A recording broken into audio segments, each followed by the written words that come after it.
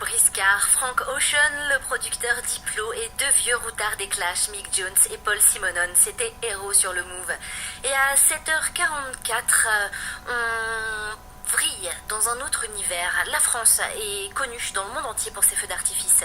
Demain soir, à 22h30 pile, un grand feu d'artifice sera tiré depuis l'île de Bercy à Paris. Ce sera le feu d'artifice de la foire du trône. Et aux manettes, il y aura Nicolas Chavance. À 33 ans, Nicolas est artificier et spécialiste donc de l'art pyrotechnique. Ça fait 8 ans qu'il fait ça. Et ce vendredi, on le cueille au matin d'une journée de préparation. Bonjour Nicolas. Bonjour Ali.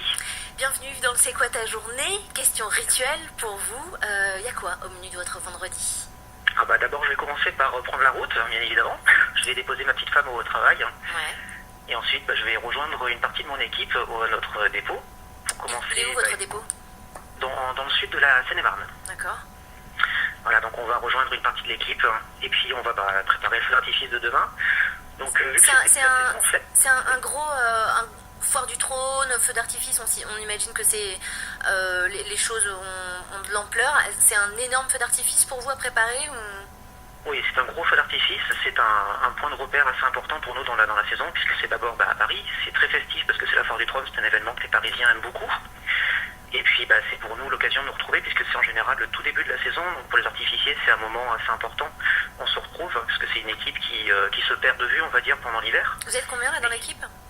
Là, pour ce feu d'artifice, on va être une douzaine. Ouais. Et c'est vous le chef? Exactement. Et vous avez la pression? Bon, la pression un petit peu, mais je suis surtout contente de tous les retrouver, puisque encore une fois, on ne s'est pas vu beaucoup pendant l'hiver, donc c'est le premier moment de retrouvailles. Ouais.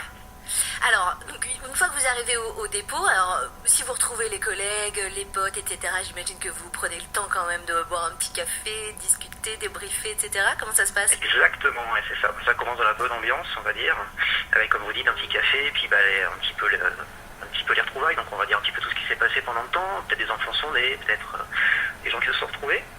Et puis après on va passer aux choses sérieuses, puisque c'est quand même un métier assez important, donc on va faire un briefing technique.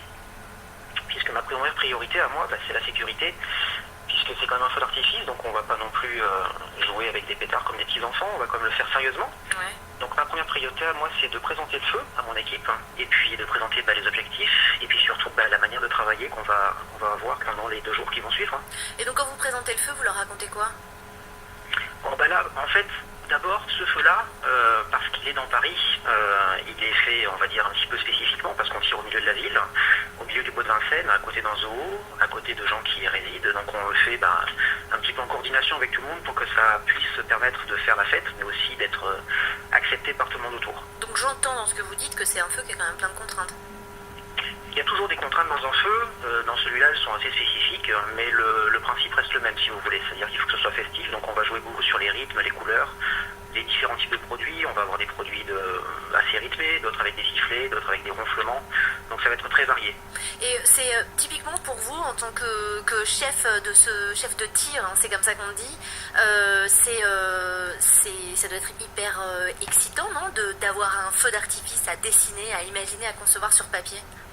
C'est passionnant, d'autant plus que pour moi c'était un petit peu un rêve d'enfant. Donc déjà être artificier, c'est déjà l'accomplissement d'un rêve. Et puis en plus de ça, écrire un feu comme celui de la foire du trône, c'est encore plus un accomplissement d'un rêve, on va dire. Et puis donc j'ai eu l'honneur de le faire avec un ami assez proche. Et demain soir on aura la réalisation, on va dire.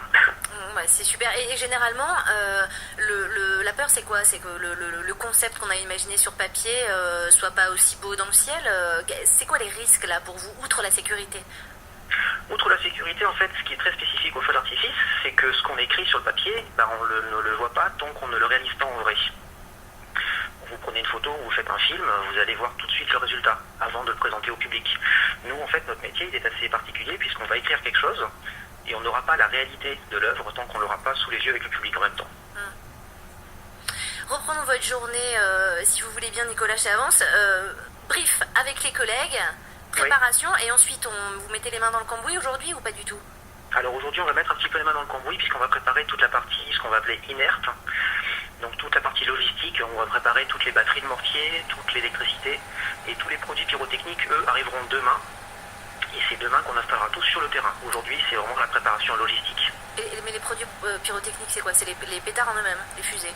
Voilà, les pétards. D'accord. Donc aujourd'hui, partie logistique de préparation, tout ça, ça vous amène jusqu'à la fin de la journée. Ensuite, vous faites quoi de votre vendredi? Ensuite, je vais laisser les artificiers rentrer chez eux pour avoir une bonne nuit de sommeil, puisque c'est comme des gens qui ont des activités annexes, hein. Ils ont tous des familles et puis des métiers. J'en ai qui sont techniciens, d'autres qui vont avoir des activités comme banquier. J'en ai même un qui est restaurateur, qui fait de la choucroute. Parce que on peut pas vivre à part entière. C'est juste des boulots ponctuels comme ça. On peut pas gagner sa vie, remplir son frigo avec le boulot d'artificier. Si, on peut, mais une grande partie des artificiers en France a une activité métier annexe à côté. Et donc vous laissez rentrer vos gars. Et demain matin, on se retrouve très tôt. Et vous faites quoi vous faites quoi pendant qu'ils sont rentrés? Alors moi, je vais faire les derniers préparatifs, on va dire, les derniers petits ajustements sur le papier. Et puis, je vais peut-être un petit peu stresser quand même ce soir. Mais demain matin, ça ira, puisqu'on sera tous ensemble et puis on préparera les derniers préparatifs. Bon, donc la journée est bien remplie, Nicolas Chavance. Vous avez 33 ans. Si on vous avait dit il y a 10 ans que le vendredi que vous venez de nous dérouler à l'antenne ressemblera à ça, vous auriez dit quoi? Je ne l'aurais sûrement pas cru. Je ne l'aurais sûrement pas cru parce qu'encore une fois, c'était un rêve d'enfant.